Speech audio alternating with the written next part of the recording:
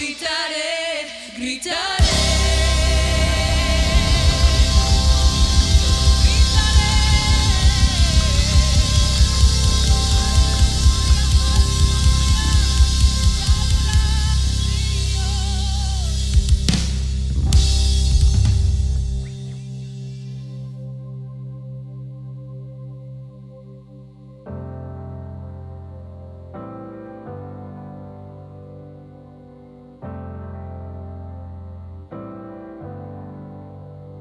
No hay temor, yo creo en ti. Duda no hay desde que vi tu fiel amor. Mi defensa una y otra vez. Tengo esperanza solo en ti. Mi fortaleza está en ti. Tu fiel amor, mi defensa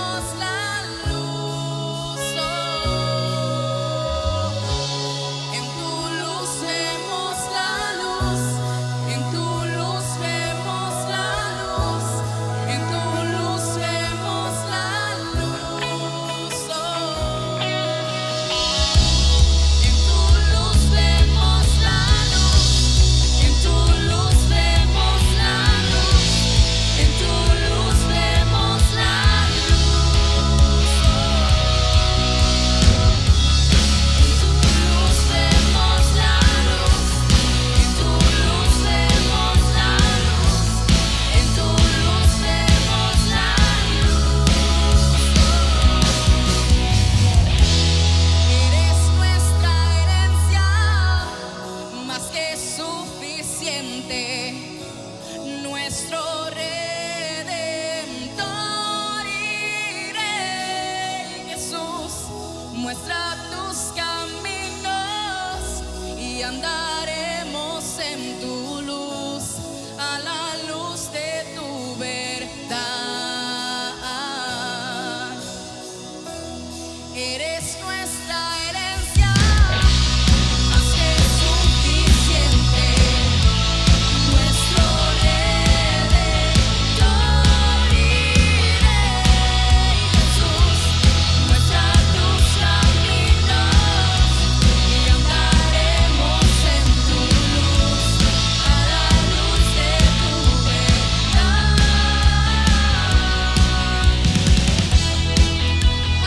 Aleluya.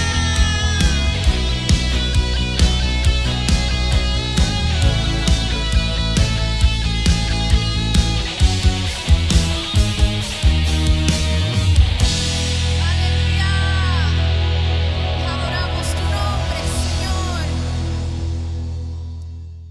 Bendiciones, familia. Para los que no me conocen, mi nombre es Jaelimi Sánchez y estoy aquí para darles un pequeño recordatorio. Como ya vimos el pasado domingo 9, pudimos, gracias a Dios, volver a reunirnos todos juntos, vernos las caras y aunque sea de lejito poder saludarnos, compartir y alabar a nuestro Señor todos juntos, unánimes de nuevo. Les tengo buenas noticias. El próximo domingo 23 y el 30 también nos vamos a estar reuniendo en el mismo lugar a las 6 de la tarde. Por favor, que no se los olvide ir a tiempo al link que les va a aparecer en pantalla para registrarse. Sabemos que tenemos que seguir todos los protocolos y todas las regulaciones puestas por el estado de Nueva York para poder reunirnos. Así que no se lo olvide, no lo dejen para última hora, vayan al link y regístrense. Aparte de eso también, quiero compartir con ustedes una pequeña porción de la palabra, una pequeña historia. Nos vamos a referir en Filipenses capítulo 4, comenzando desde el versículo 10, donde aquí el apóstol Pablo está dándole las gracias a los filipenses por todo el apoyo, no solamente apoyo emocional y apoyo moral que ellos le dieron, sino también el apoyo económico que dieron para la obra y para el ministerio. No solamente el apóstol se refirió a todas las bendiciones que habían recibido sobre ellos, sino que también hizo énfasis en cómo ellos van a hacer, Dios va a tomar todas sus necesidades y va a cuidar de ellos, en respuesta a todo lo que ellos dieron para el ministerio. Desde el principio, cuando él comenzó y fue a la obra, desde que salió de Macedonia, aunque otras iglesias no pudieron, la iglesia de los filipenses estuvo ahí. Asimismo, como la iglesia de los filipenses hizo con el apóstol Pablo, te estoy invitando en esta tarde a que tú apoyes la visión de nuestros pastores y de nuestra congregación para poder llevar a cabo todos los proyectos que tienen, no solamente para el beneficio del cuerpo de Cristo, sino también para nuestra comunidad. Vamos ahora, en este momento les va a aparecer en pantalla 3 diferentes maneras que tenemos para ofrendar. Usted va a escoger la que le sea más factible, mucho más fácil. Y entonces lo que Dios ponga en su corazón en este momento, eso entonces usted va a poner ese granito de arena para la obra y para que podamos ver todos estos proyectos y todos estos sueños hechos realidad. Amantísimo Dios y Padre del cielo, te damos las gracias, oh Dios. Gracias, Dios mío, por cada uno de los corazones que están del otro lado de la pantalla, de los que tú has tocado, Dios mío, para que puedan ofrendar y por aportar un granito de arena a esta visión tan hermosa que tiene, Dios mío, tu Hijo, que tú has plantado en el corazón, Dios mío, de los pastores. Te pedimos, Dios, que des, Dios mío, las posibilidades para que ellos puedan llevar a cabo y puedan dar, Dios mío, lo que tú has puesto en sus corazones, para que tú puedas, Dios mío, multiplicarlo de acuerdo no a sus riquezas y no a sus posibilidades, sino de acuerdo a tus riquezas en gloria. En el nombre de Jesús. Amén. Bendiciones, familia. Qué bueno tenerlos con nosotros en este día. Tengo el placer de dejarles saber que vamos a tener otro servicio más en el parque. Así que si usted está interesado en asistir, quiere ir con sus familiares, con un amigo, por favor simplemente vaya a gracetop.com/parque y así puede registrarse y estar con nosotros y adorar al Señor con nosotros entre familia. Ya sabe, vamos a estar haciendo distanciamiento social, vamos a tener nuestras máscaras puestas, pero estaremos juntos. Y lo he escuchado de muchos de ustedes, de que el último servicio, el primero que tuvimos en el parque, fue de mucha bendición. Vi hermanos con sus manos levantadas, adorando al Señor. Pudimos hablar, pudimos estar juntos. Y eso es lo que Tabernáculo de Gracia es, una comunidad de personas que se aman, se quieren, están buscando la gracia del Señor juntos. En este día tengo el honor de presentarle a una persona que va a traer la palabra en este día. Muchos de ustedes lo conocen, ha estado con nosotros anteriormente, ha sido de bendición, así que pensamos en traerlos una vez más para que nos bendiga y Dios lo use para que hable a nuestros corazones. Así que sin más preámbulo, le presento al predicador de este día, nuestro hermano pastor Israel Barreto. Dios le bendiga. Saludos y bendiciones, Tabernáculo de Gracia. Es un honor y un placer para mí que a través de este medio podemos estar compartiendo este hermoso servicio juntos. Es bueno saber que por encima de todas las realidades que podemos estar viviendo, no hay razón para no congregarnos y estar juntos y celebrar la grandeza de nuestro Señor Jesucristo. Acompáñame en su palabra, 1 Corintios capítulo 15, verso 14. Y si Cristo no resucitó, vano es entonces nuestra predicación, vano es también vuestra fe. Si Cristo no resucitó, vano es nuestra predicación, vano también es vuestra fe. En la temporada que nos ha tocado vivir, no hay una duda en la mente de nadie que ha sido una temporada de mucha frustración. La frustración es algo que nos sucede a todos y permíteme rápidamente definir esta palabra para que la podamos entender con más claridad. La palabra frustración es la imposibilidad de satisfacer una necesidad o un deseo. Es la imposibilidad de satisfacer una necesidad o un deseo. Otro significado para esta palabra es sentimiento de tristeza, decepción y desolución que una imposibilidad provoca. Es el sentimiento de tristeza, decepción y desolución que una imposibilidad provoca. En la vida del ser humano hay varias razones por lo cual nos podemos frustrar. Yo quisiera hablar de dos razones que el ser humano podrá estar viviendo temporadas de frustración. Una de ellas es interrupciones. Usualmente una persona, un ser humano, un hombre, una mujer, vive una temporada de frustración cuando vive una interrupción en su vida. Si hay algo que frustra al ser humano es tener una alta expectativa que algo va a suceder, al punto que uno dice, esto es casi garantizado, y de repente hubo una interrupción que detuvo la realidad de esa persona a recibir lo que tanto esperaba. Te prometo, mis hermanos, que realmente las interrupciones de la vida son uno de los factores mayores porque las personas son frustradas. Imagínense una mujer que está al punto de casarse, ya tiene su traje de boda, ya sabe dónde va a ser la ceremonia, ya sabe dónde va a ser la luna de miel. La fecha está separada y en el corazón de esta mujer está esta frase: ya llega el día de mi boda, estoy al punto de casarme y unirme con una persona con quien yo estaré feliz por muchos años. De repente hubo una interrupción. El novio desafortunadamente no se quiere casar. Donde se había separado la fecha para el templo, lo habían rentado o lo alquilaron a otra persona. De repente estas interrupciones de la vida nos frustra de tal manera que lo que iba a causar gozo ahora provoca tristeza. ¿Qué sucede cuando una madre tiene un hijo y dice: mi hijo será un doctor, mi hijo será lo que yo nunca fui? Yo voy a asegurar que mi hijo tenga la mejor educación, que tenga las cosas necesarias para desarrollar en él lo que yo sé que él puede alcanzar. Ahora de repente hay un accidente de carro y el muchacho y el hijo que un día iba a ser doctor, ahora necesita doctores. ¿Qué sucede? Cuando tú te comprometes con alguien, logras casarte y comienza una vida con esta persona, que esto es hasta la muerte, hasta que la muerte nos separe. De repente llegó el conflicto en el matrimonio. Lo que comenzó con mucho amor, ahora lo que hay luchas, hay peleas, hay dudas, hay infidelidades.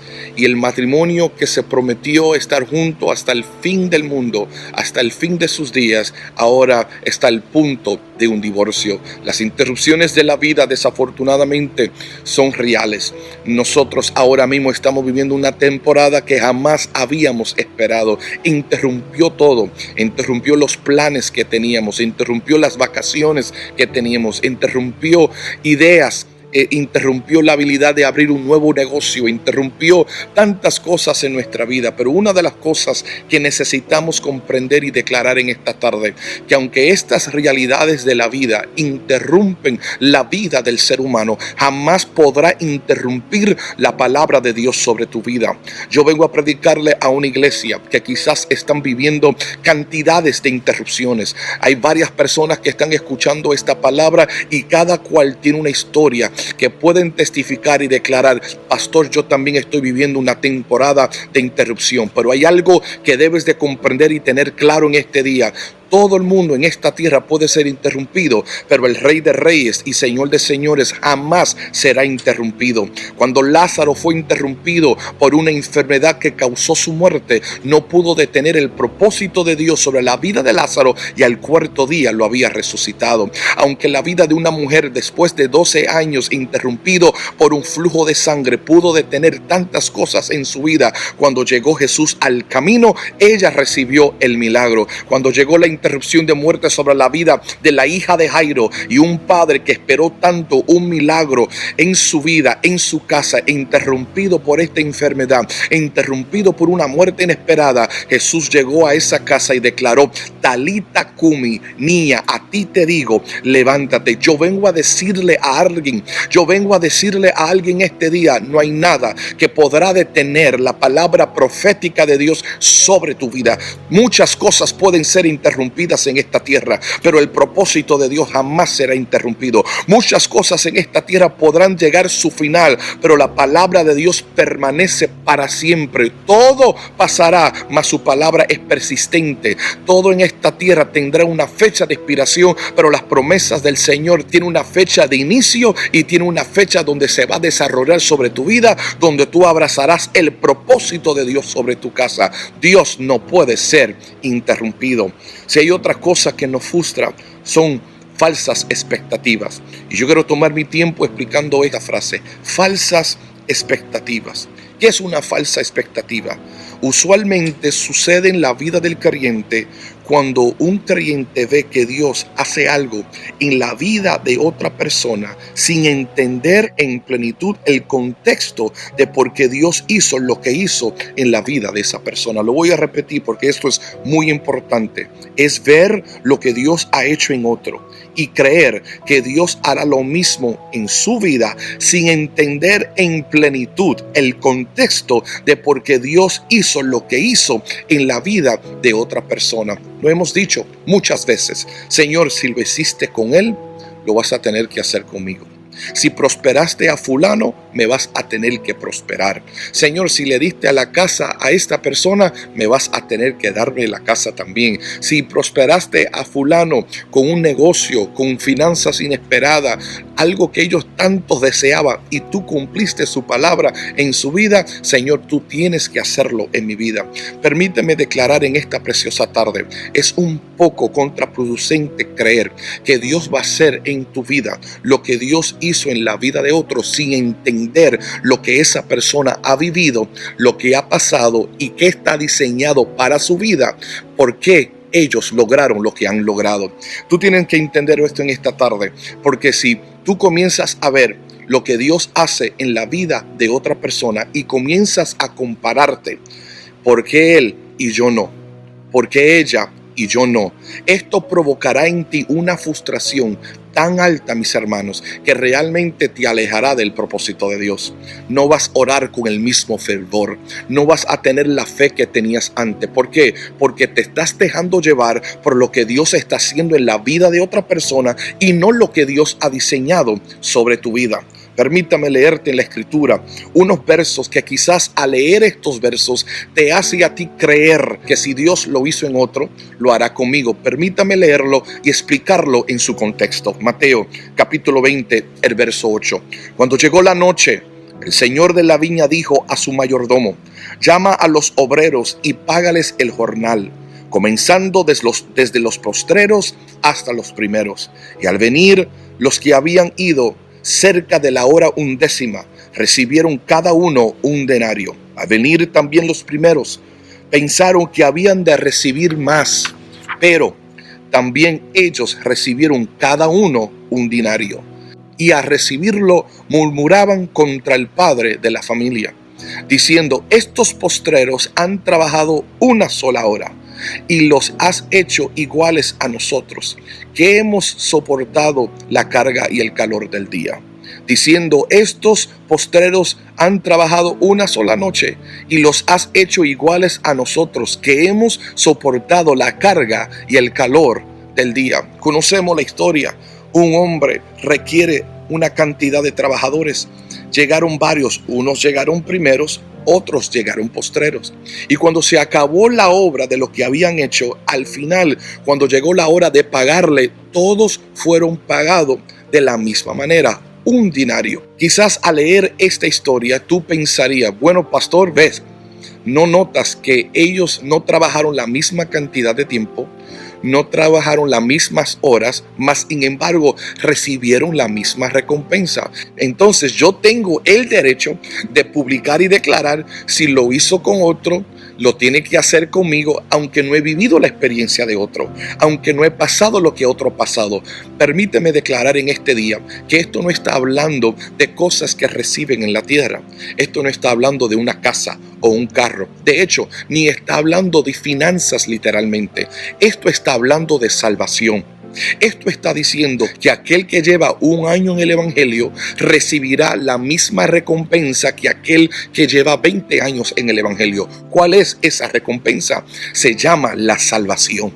En otras palabras, si uno lleva 20 años sirviéndole a Cristo y de repente muere en el camino, abrirá sus ojos delante del trono de la gracia, escuchando las palabras del Maestro: ven, buen siervo y fiel, en lo poco me has hecho fiel, en lo mucho te pondré. Mas sin embargo, aquel que se convirtió ayer y murió en el mismo accidente de carro, recibirá la misma recompensa que aquel que lleva 20 años en el Evangelio. Lo único que recibimos igual, todos van a recibirlo de la misma manera, es la salvación del alma. Llevan 20 años sirviéndole a Cristo, recibirá la salvación ante la presencia del Señor. Lleva 15 años sirviéndole al Señor, cuando abres tus ojos en la eternidad te encontrará con el Maestro. Lleva 5 años sirviéndole al Señor, abrirá tus ojos en la eternidad y te encontrará delante del Maestro. Si lleva un año, si lleva 24 horas, si lleva 2 minutos salvo y de repente muere en el camino, abrirá tus ojos delante del Rey de Reyes y Señor de Señores. Aquel que recibe a Cristo aunque lleva 20 años sirviéndole al Señor y aunque lleva un día sirviéndole al Señor, reciben la misma recompensa, que es la salvación de su alma. Y por eso cuando Jesús estaba en la cruz, hubieron 2 ladrones, uno a la derecha y uno a la izquierda. Uno no recibió y entendió que Jesús era el Hijo de Dios, pero el que los recibió, aquel que estaba a su lado derecho, aquel que nunca quizás caminó con Jesús, aquel que nunca fue discipulado, aquel que nunca recibió el bautismo en agua, aquel que no participó en la Santa Cena, aquel que nunca pasó una clase de doctrina, aquel que nunca abrió el rollo para leer y declarar algo de la Escritura, aquel que quizás no vio a Lázaro resucitado o la mujer de flujo de sangre ser sanada o vivió ninguna de las experiencias que los otros discípulos habían recibido. En ese momento Jesús le dice a este hombre: hoy tú estarás conmigo en el paraíso. Yo vengo a hablarle a alguien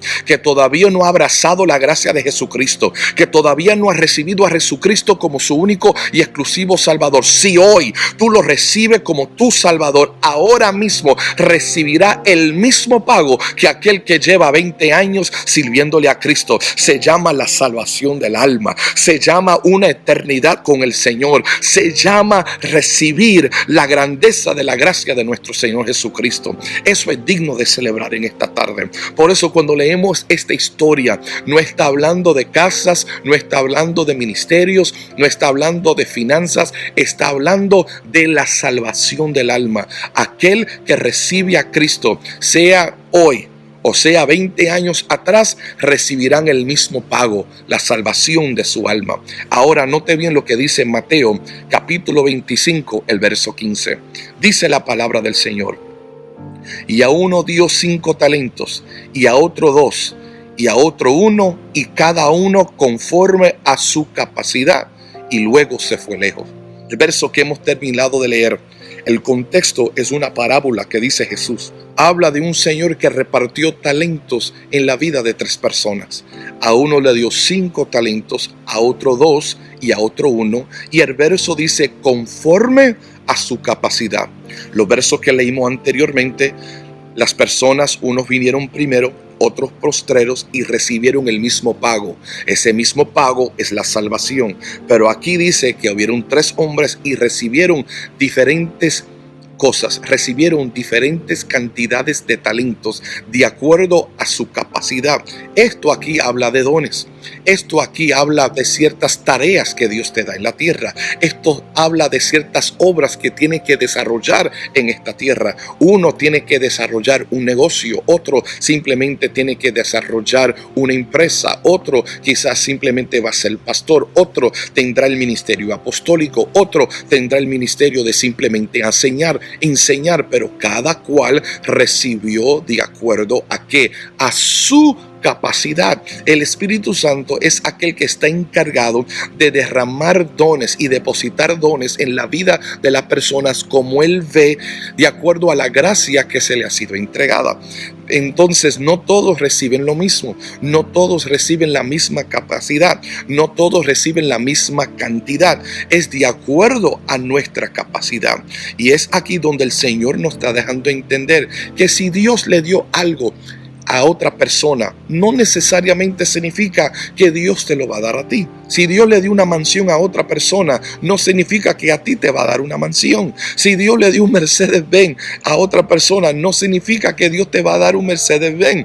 A uno le dio 5, a otro le dio 2 y a otro 1 de acuerdo a su capacidad. A uno le dio una mansión, a otro le dio una casa, a otro le dio un apartamento, a uno le dio un Mercedes-Benz, a otro le dio una Toyota y a otro un Honda. Y todo aquel recibe de acuerdo a su capacidad. A uno lo llamó a pastorear, a otro lo llamó a enseñar, a otro lo llamó a cantar. Entonces este concepto y este anhelo de alcanzar lo que otros tienen nos roba de abrazar lo que Dios nos ha prometido. Entonces lo que Dios te ha prometido, eso es lo que tú debes de abrazar. Dios te llamó a ti para lograr tu sueño, tu plan, tu visión, tu diseño sobre la faz de la tierra, de acuerdo a tu capacidad, de acuerdo a la habilidad que Dios ha puesto en tu vida. Y no solamente te da algo, sino te dice multiplícalo, hazlo crecer en tu vida. No te quedes estancado a donde estás, sigue creciendo a otros niveles,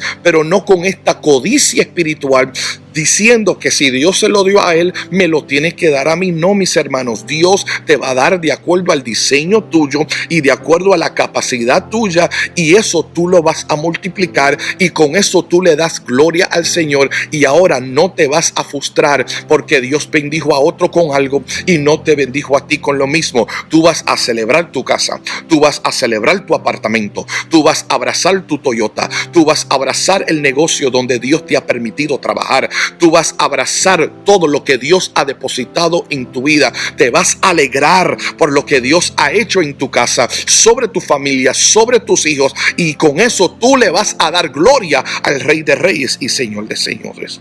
Hoy yo vengo a declarar en este día que una de las cosas que está frustrando al creyente son falsas expectativas. Es creer que Dios va a hacer en ti lo que ha hecho en otras personas. Y no solamente este concepto de falsas expectativas negativas está encerrado en lo que Dios ha hecho en la vida de otro, sino también está encerrado en esperar algo que nunca Dios ha diseñado para ti. Mis hermanos, el creyente vive la vida en entender que la cruz es suficiente. Y aquí yo quiero que usted grabe este concepto, porque este es el propósito de esta palabra. El creyente vivirá sucesos poderosos en su vida, cosas sobrenaturales que los provocará, que los motivará a seguir adelante. Pero el acto sobrenatural que tú has vivido no puede ser el fundamento de tu fe. Lo voy a repetir. El acto sobrenatural que tú has vivido no puede ser el fundamento de tu fe. Pastor, ¿tú crees en lo sobrenatural? Claro que yo creo en lo sobrenatural. Lo he vivido en mi vida, lo he vivido en mi casa.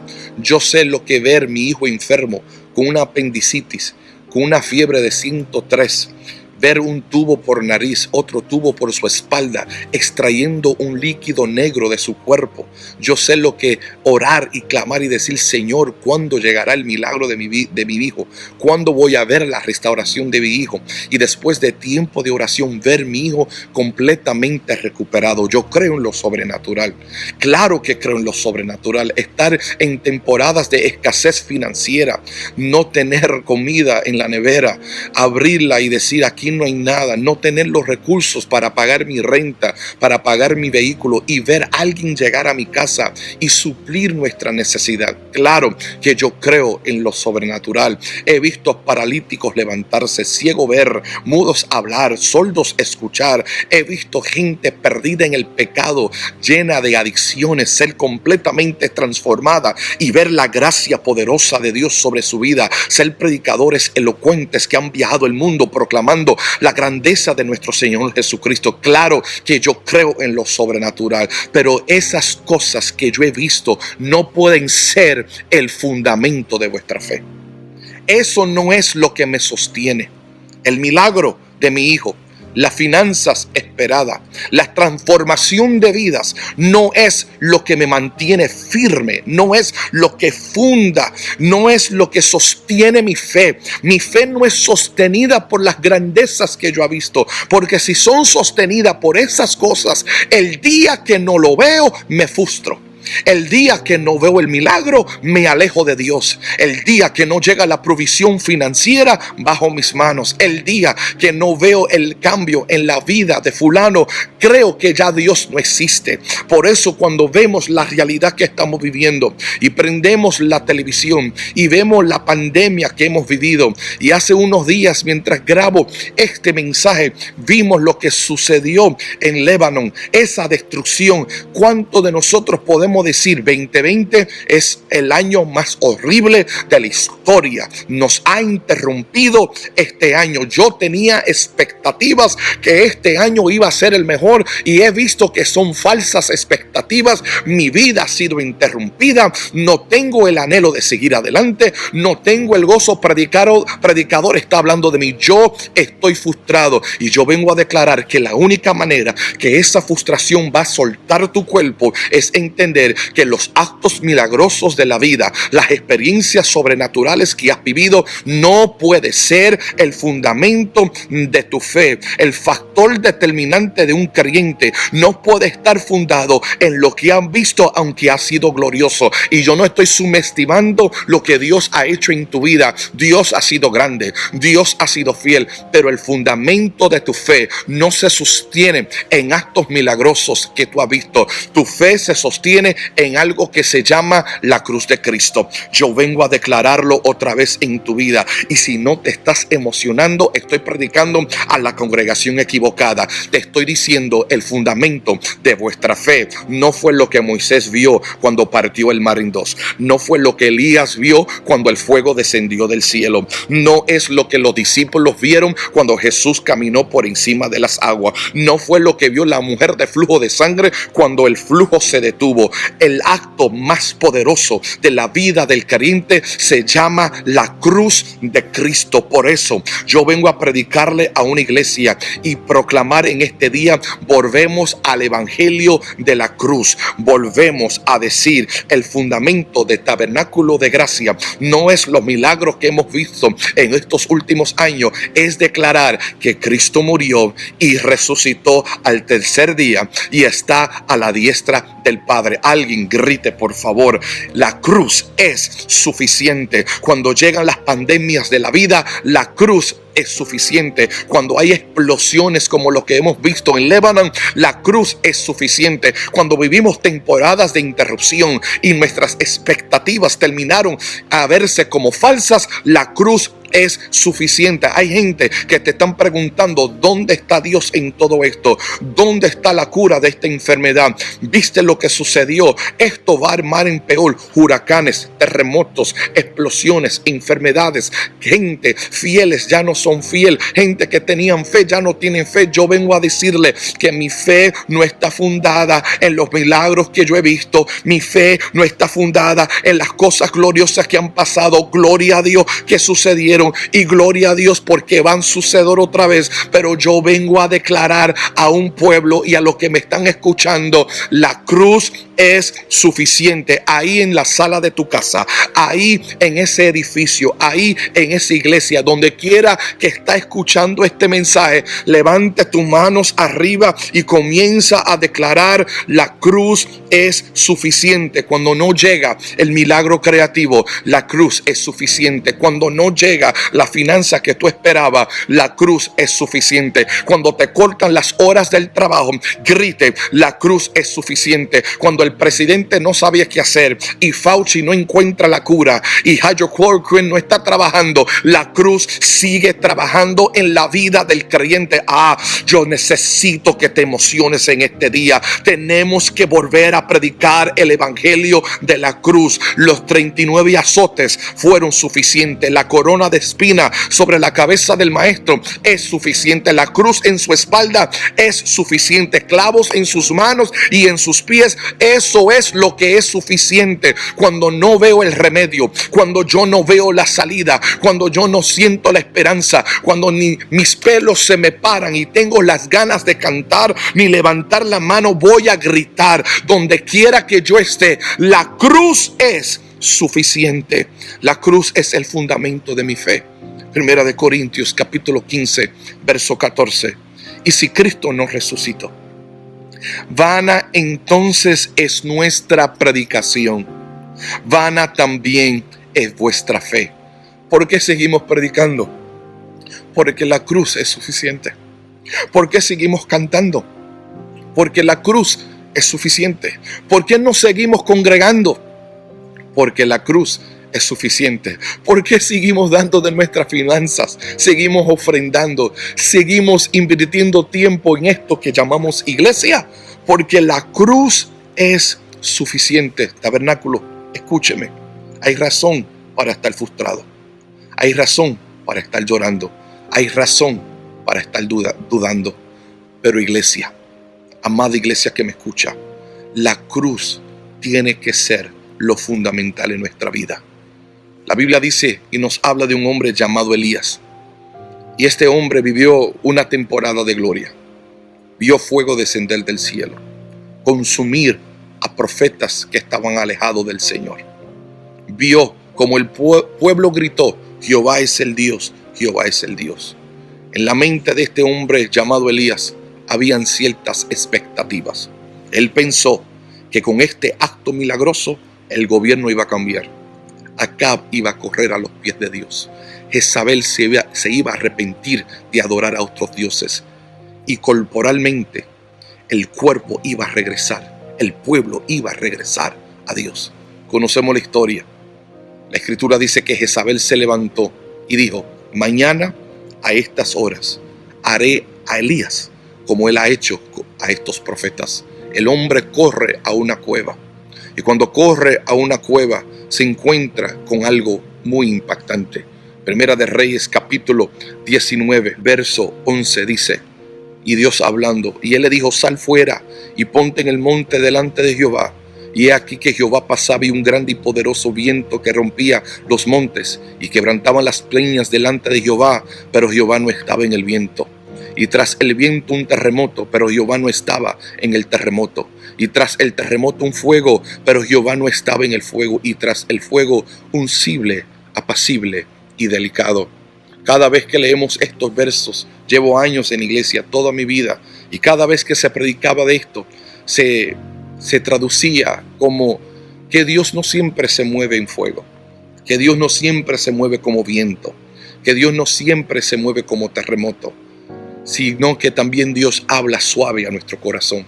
Permítame declarar que aunque esa interpretación puede bendecir a alguien, la realidad es que Dios no estaba en el terremoto, Dios no estaba en el fuego y Dios no estaba en el viento, porque fueron experiencias literales y negativas que el profeta tuvo que vivir. Entonces, él está buscando a Dios. ¿Y cuántos de nosotros estamos buscando a Dios? ¿Dónde está Dios en la pandemia? ¿Dónde está Dios en Líbano? ¿Dónde está Dios en esta crisis? Y yo vengo a decirte que mientras buscas a Dios afuera, estás ignorando que tienes a Dios por dentro. Mientras buscas afuera la respuesta de todo lo que estás viviendo, la salida, el milagro, lo sobrenatural en esta experiencia dolorosa, escucha la voz del Espíritu que te habla por dentro. No busques afuera al que tiene adentro. ¿Por qué buscáis entre los muertos al que vive? Él está dentro de ti. Él se mueve dentro de ti, y la evidencia que Dios está contigo es que lo que mató a otro no te pudo matar a ti. Lo que detuvo a otro no te detuvo a ti. Y aunque unos corren, tú permaneciste. Y aunque muchos cerraron sus bocas, tú las abriste y declaraste en este día: la cruz es suficiente. Amada iglesia, volvemos a lo fundamental. Sí creo en los milagros. Estamos esperando milagros. Vamos a ver milagros. Pero aquí, en esta tarde, vengo a decirte: la cruz es suficiente. Si esta palabra fue tuya y la has recibido en tu corazón, simplemente levanta tus dos manos al cielo y declare: gracias, Señor, porque la cruz es suficiente. Un abrazo, iglesia, y sea bendecidos.